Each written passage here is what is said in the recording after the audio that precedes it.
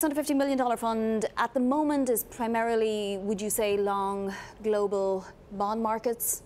Right, we're long global bonds. We think that there's headwinds to growth all over the world currently, and even in the US, some of the forward-looking data has been slowing.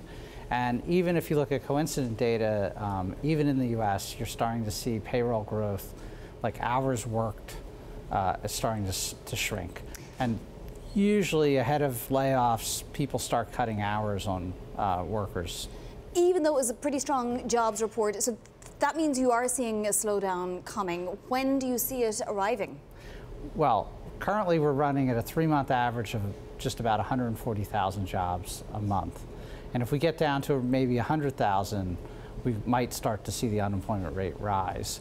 And the work week, even though the report looked pretty good overall, the work week actually shrunk a bit in the last report. Now, we've had a massive rally in bonds. We've had a 50 basis point move in yields almost. Do you anticipate then that that continues, Said? Well, I think we still have some more room. In the US market, the long end of the curve is correlated with the global bond markets. And the US has the highest yields in the world. So you're starting to see a flattening in the US now, even though the Fed's going to cut rates. So why is that? Because Powell had a hawkish cut at the last FOMC meeting, and he kind of botched the press conference.